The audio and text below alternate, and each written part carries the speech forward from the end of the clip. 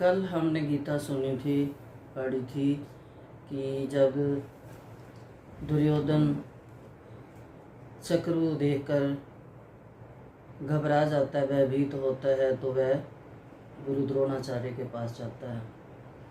गुरु द्रोणाचार्य के पास इशारा करता है कि दुष्टदमन आपका शिष्य है, वो शक्तिशाली है, देखो आपके विरुद्ध खड़ा है, आप उसके ऊपर दया मत दिखाना।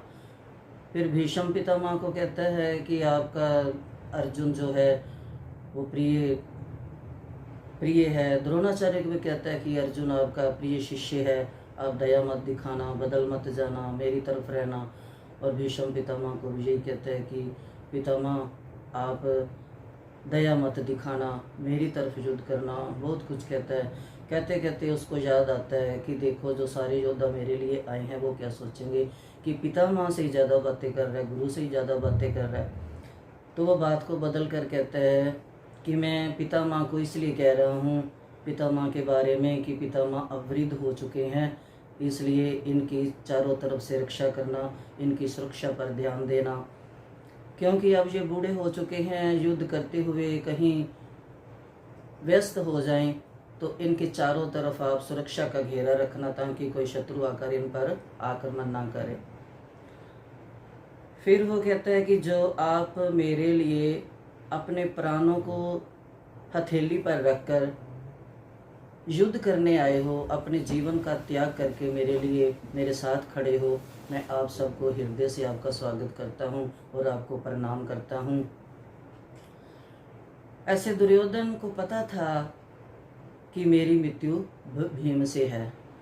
भीम अति पराक्रमी बलशाली है और जो दुष्ट दमन था उससे द्रोणाचार्य की मृत्यु लिखी थी। द्रोणाचार्य को भी पता था कि दुष्ट दमन के हाथों मेरी मृत्यु लिखी है।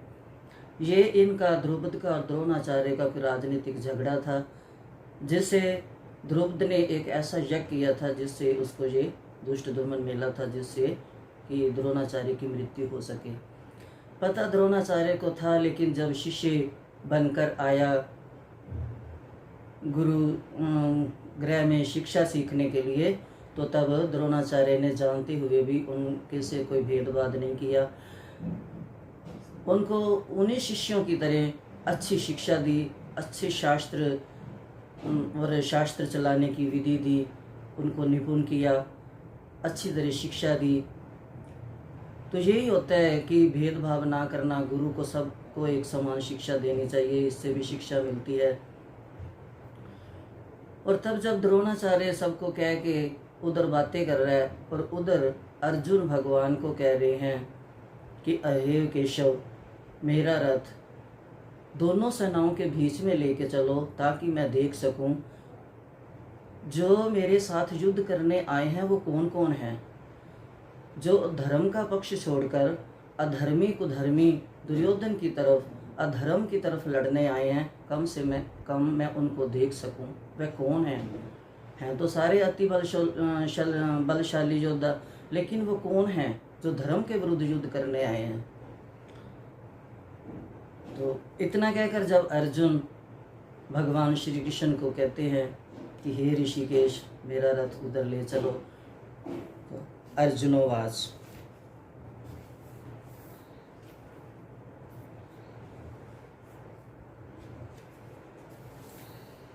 अर्जुनोवाच सेनयोरुभयोर्मध्ये रथं स्थापय मे अच्युत यावदेतानि निरीक्ष्यन्हं योद्धुं कामान् अवस्थितान् कैर्मया स योद्धुं वयम् अस्मिन् रणसमूहे में। कि दोनों सेनों के बीच में मेरा रथ खड़ा करो, मैं ताकि देख सकूं, और तब तक खड़े करके रखना जब तक मैं सबको देख ना लूं, परख ना लूं, जान ना लूं। तो देखो ये अर्जुन की एक प्यार भरी शक्ति है कृष्ण के प्रति, जो कृष्ण को अच्युत कहकर अच्युत का नाम देते हैं और कहते हैं मेरा रथ हाँको। इस भाव को समझना चाहिए कि अर्जुन कितना भगवान के निकट था और भगवान को अर्जुन के साथ कितना प्रेम था। इसलिए हम भी अर्जुन बने और अपने रथ के सारथी कृष्ण भगवान को बनाएं। जब श्री कृष्ण हमारे रथ के सारथी बनेंगे तो हम भी अर्जुन की तरह डरेंगे नहीं, हमारी जिंदगी की गाड़ी भी अच्छी तरह चलेगी।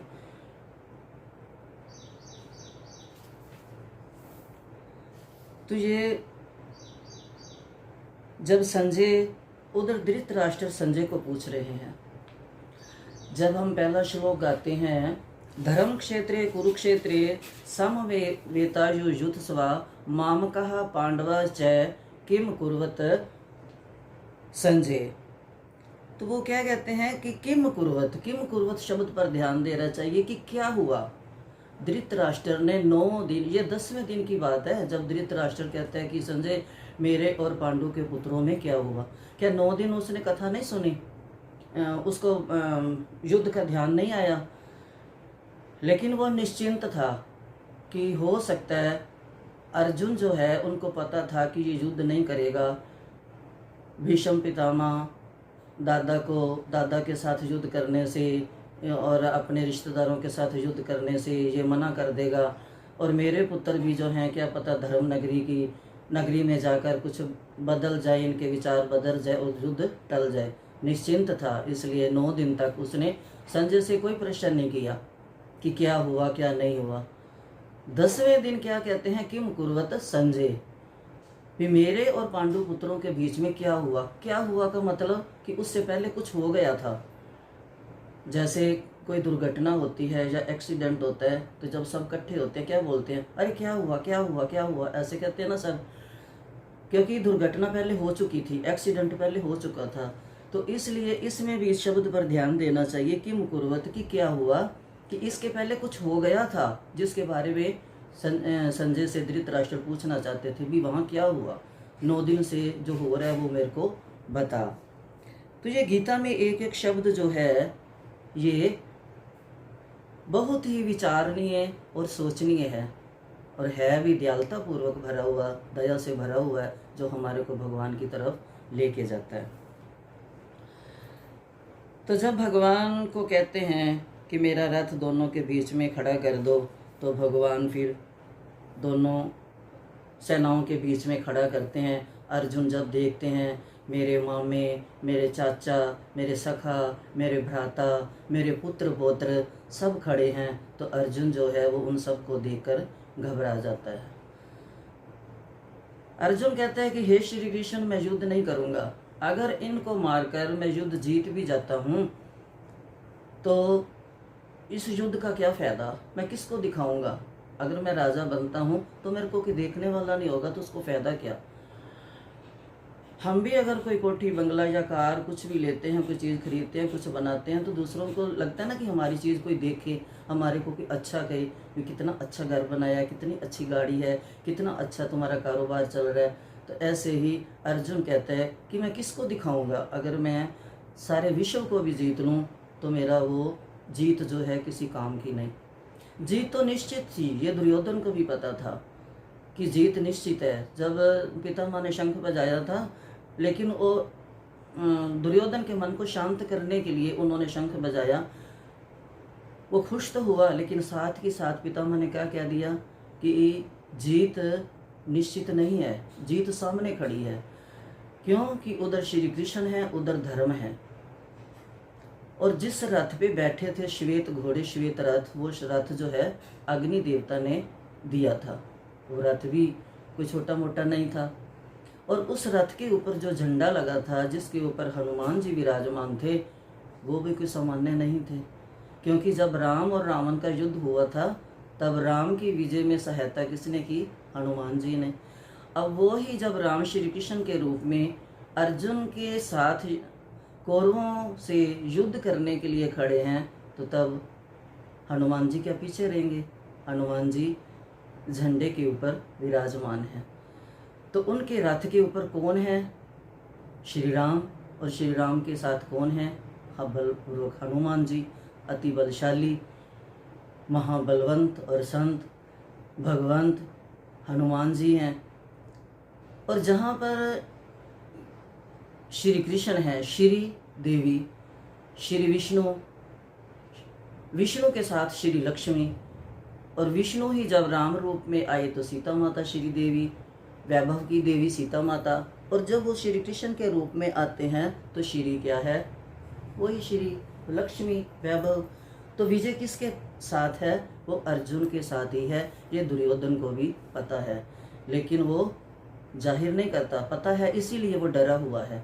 इसीलिए भीष्म पितामह को कहते हैं, द्रोणाचार्य को कहते हैं, उसको उम्मीद है इन्हीं के ऊपर कि जब तक पितामह हमारे साथ है तब तक हमारी जीत है। जीत के मारे उसके मन में उत्साह था। ये मन जो है कभी घटता है कभी बढ़ता है। जिंदगी जो है ये घटती है, लेकिन मन जो है ये कभी घटता है कभी बढ़ता है। और प्रभु का विधि विधान जो है वो एक सा रहता है, वो तो कभी घटता नहीं और कभी बढ़ता नहीं। क्यों? कि उसकी बनाई हुई ये रचना है, ये संसार है, ये समय, ये सब विधि उसकी बनाई हुई है। इसलिए उसने इतनी परिपूर्ण रूप से बनाई है क्योंकि वो खुद की परिपूर्ण परमात्मा है कि कभी घटती बढ़ती नहीं है, सदा एक सी रहती है। जीत निश्चित थी अर्जुन की। कौरवों को भी पता था, धृतराष्ट्र को भी पता था कि मेरे पुत्र अधर्मी है। धृतराष्ट्र खुद अंधे तो थे ही, लेकिन राजनीतिक में भी वो अंधे थे, वो पुत्रों के मोह में अंधे थे। उनको पता था कि मेरे पुत्र जो हैं ये कुधर्म पर चलते हैं, ये कुरीति अपनाते हैं, ये धर्म नहीं करते। तो अर्जुन जो पांडव हैं ये बचपन से ही धर्म को साथ लेकर चल रहे हैं। इतना उसको पता था धृतराष्ट्र को कि मेरे पुत्र ठीक नहीं है, लेकिन फिर भी अपने पुत्रों का मोह रूपी पुत्र मोह में फंसकर उसने अपने पुत्रों का साथ दिया। तो क्या हुआ? विनाश हुआ। इसीलिए हमारे को भी शुद्ध व्यवहार करना चाहिए, समझना चाहिए कि किसका दोष है किसका नहीं, तो उसमें कभी असफलता नहीं होती। पितामह को कितने वो कहता था बार बार कि पितामह आप कृष्ण की तरफ मत जाना, अर्जुन की तरफ मत जाना, जबकि कर्ण जो था वो उनकी तरफ था। कर्ण के ऊपर और भीष्म पितामह के ऊपर और द्रोणाचार्य के ऊपर उसको पूरा विश्वास था कि इसके साथ मेरी जीत होगी। तो जब उन्होंने देखा अर्जुन ने कि ये जो सेना है बहुत भारी है और हमारे से विरुद्ध होकर उसकी तरफ खड़े हैं, तो तब ये संजय जो है धृतराष्ट्र को बताते हैं। संजयवाच एव मुक्तो ऋषिकेशो गुडाकेशेन भारत सैन्योरु भयोर्मध्ये स्थापयित्वा रथोत्तमम्। ऋषिकेश, कितना सुंदर शब्द है ऋषिकेश। यहाँ पर गीता में भगवान को अर्जुन ने इतने प्यारे नाम दिए हैं, और भगवान ने अर्जुन को प्यारे नाम दिए और अर्जुन ने भगवान को प्यारे नाम दिए हैं। भगवान को कहते हैं ऋषिकेश और अर्जुन ने भगवान ने अर्जुन को क्या क्या गुडाकेश। गुडाकेश मतलब निंद्रा को जीतना, अज्ञान को जीतना। अर्जुन ने निंद्रा को भी जीत लिया था, अज्ञान को भी जीत लिया था, इसलिए भगवान ने अर्जुन को नया नाम दिया गुडाकेश। और अर्जुन ने भगवान को क्या किया? ऋषिकेश। ऋषिकेश मतलब हम इंद्रियों को वश में रखने वाला, इंद्रियों को चलाने वाला। जबकि अर्जुन की इंद्रियां तो सभी नियति से चलती थी, सब स्पष्ट थी, शुद्ध थी, तब भी भगवान उसके साथ बैठे उसको ऋषिकेश का कि मेरी इंद्रियों को आप चलाना, मेरी इंद्रियों की जो लगाम डोर है ये अपने हाथ में रखना। तो जब भगवान अर्जुन भगवान को समझाते हैं, कहते हैं, दोनों की बातें होती हैं, तो भगवान कहते हैं कि तू युद्ध कर। तो जब वो डर जाता है सबको देख के, सबको देखते हैं कि सब मेरे सामने चाचे मामे पुत्र सब खड़े हैं, पौत्र खड़े हैं, और मैं इनके साथ युद्ध करूं, तो वो क्या कहता है भगवान को? अर्जुन एकदम खड़ा हो जाता है और भगवान को कहता है कि मैं युद्ध नहीं करूंगा, मैं युद्ध नहीं करूंगा। तो श्री कृष्ण हैरान होते हैं कि अर्जुन ये तू किस हिसाब से कह रहा है कि मैं युद्ध नहीं करूँगा? ये युद्ध जो है धर्म युद्ध है। ये युद्ध तुझे अपनी धर्म को स्थापना करने के लिए ये युद्ध है। अपना हारा हुआ राज्य जीतने के लिए युद्ध है। जब अर्जुन समझाते हैं तो फिर भगवान क्या कहते हैं, जो सारथी रूप में भगवान अर्जुन के साथ हैं, ये जो संजय है ये धृतराष्ट्र को जब समझाता है, जब बताता है कि ऐसे ऐसे अर्जुन का रथ जो है भगवान लेकर गए हैं, तो फिर भी अभी उसके धृतराष्ट्र के मन में आता है कि हाँ अर्जुन डर गया है तो ये युद्ध नहीं होगा, ये युद्ध टल जाएगा। अभी भी उसको है धृतराष्ट्र को। लेकिन संजय को भी पता है कि धृतराष्ट्र के मन में क्या चल रहा है और इनका ही दोष है, इनका मन में शुद्ध सोच नहीं है। तो संजय भी तरीके से धृतराष्ट्र को समझाते हैं, बड़े शुद्ध सोच विचार के साथ, क्योंकि संजय कोई कम नहीं था, वो भी एक बड़े अच्छे गुरु का शिष्य था, वेद व्यास जी का शिष्य था, तो वो कोई कम नहीं था। उसने भी सीधा तो कह नहीं सकता था कि महाराज आपका कसूर है या कुछ है। तो संजय ने बड़ी बुद्धि से जो है धृतराष्ट्र को सारा सुना दिया कि हार निश्चित है, जीत उन्हीं की होगी। लेकिन धृतराष्ट्र कहाँ मानता था। तो जैसे भगवान ने अर्जुन ने भगवान को अपने जीवन का सारथी बनाया, रथ का सारथी बनाया, ऐसे ही हमारे को भी अपने जीवन के रथ का श्री कृष्ण भगवान को सारथी बनाना चाहिए। क्योंकि कहते हैं ना, पंजाबी में एक भजन है, जीवन दा रथ तुसी चलाना, असीत केवल बैनाए, जीवन दा रथ तुसी चलाना, असीत केवल बैनाए। कि हमने तो बैठना ही है, हे भगवान हमारे जीवन के रथ के सारथी भी आप ही बनो। तो इसलिए हमें भी गीता पढ़ेंगे तभी तो भगवान के साथ प्रेम होगा। अर्जुन की जब बातें याद करेंगे तो अर्जुन की तरह हम बनना चाहेंगे, भगवान को सारथी बनाना चाहेंगे। क्योंकि गीता एक महान ग्रंथ है, गीता एक रस का कुंड है।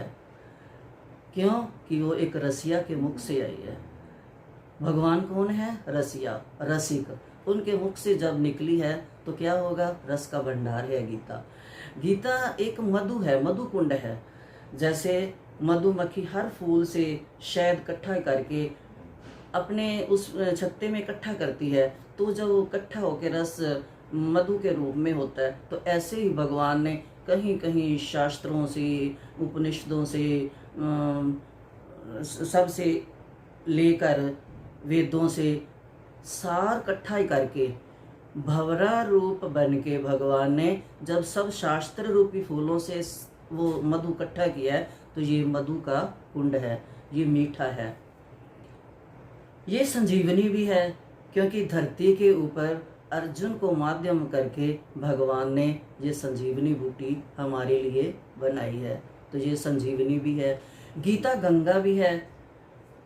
अगर हम गीता गंगा में स्नान करते हैं तो हमारा मन निर्मल होता है। क्योंकि तीर्थ जाने से, जब गंगा के घाट पे जाएंगे तो हमें समय भी चाहिए, किराए के लिए पैसे भी चाहिए। तो ये जो गीता गंगा है, इसमें हम घर बैठे स्नान कर सकते हैं। लेकिन इसमें जाएंगे कब? जब हम गीता को पढ़ेंगे, गीता को पकड़ेंगे। गीता एक गिफ्ट है। अगर हमारे को कोई गिफ्ट देता है तो हम कितने खुश होते हैं, उसने मेरे को ये दिया, तो हम बहुत संभाल के रखते हैं कि ये उसने दिया मेरे को, ये उसने दिया। लेकिन ये गीता जो गिफ्ट अर्जुन के माध्यम से जो हमारे हाथ में आया, तो इस गिफ्ट को हमें संभाल के रखना चाहिए, हृदय से लगा कर रखना चाहिए, इसको पढ़ना चाहिए। ये गीता एक मधुर संगीत है, प्रेम गीत है, प्रभु का रसीला गीत है, सुरीली मुरली है। इसे पढ़े सुने। गीता पढ़ने में अगर शंकर जी की पिंडी को याद करें तो शंकर जी की पिंडी के ऊपर एक मटका लटका होता है, जिसके ऊपर सुराख होता है, जिसके अंदर उसमें पानी भरा होता है। बूंद बूंद शिवलिंग की पिंडी के ऊपर टपकता है। तो वो उसको क्या कहते हैं? कि जब वो जैसे वो बूंद बूंद भगवान के ऊपर टपकता है तो शंकर भगवान उस जल को ग्रहण करते हैं और भगत की मनोकामना पूरी करते हैं। वो बूंद बूंद की टपक से हम भी अगर भगवान की गीता का एक एक श्लोक रोज पढ़ें और उस श्लोक रूपी बूंद को भगवान के चरणों में डालते जाएं तो भगवान खुश होंगे, हमें अपना बनाएंगे, अपने चरणों में लगाएंगे और हमारे जीवन के रथ के सारथी बनेंगे और हमें जीवन जीने की कला सिखाएंगे। हम वो ऋषिकेश बनकर हमारी इंद्रियों को अच्छे रास्तों पर लेके जाएंगे। हमारे मन की लगाम, मन के घोड़ों की लगाम भी वो अपने हाथ में रखेंगे। तो इसीलिए नियम बनाएं, गीता को रोज़ पढ़ें, गीता को मन में लाएं, गीता को जीवन में उतारें, क्योंकि गीता एक शुद्ध और प्रेम भरा गीत है। प्रेम से सुने। बोल गीता मैया की जय। इसमें गीता की क्या, मैं तो कहती हूँ गीता के रचयिता की जय और गीता के सुनने वाले श्रोता अर्जुन की जय। अगर श्रोता और वक्ता ये दोनों ना होते तो ये गीता हमारे को ना मिलती। गीता हमारा जीवन सुधारने में एक कौशल कला ग्रंथ है। बोल गीता मैया की जय। बोल बांके बिहारी लाल की जय। सबको प्रेम भरी मीठी मीठी हृदय से हरे कृष्णा। सब वैष्णव भक्तों को, गीता पढ़ने सुनने वालों को मेरा प्यार भरा नमस्कार।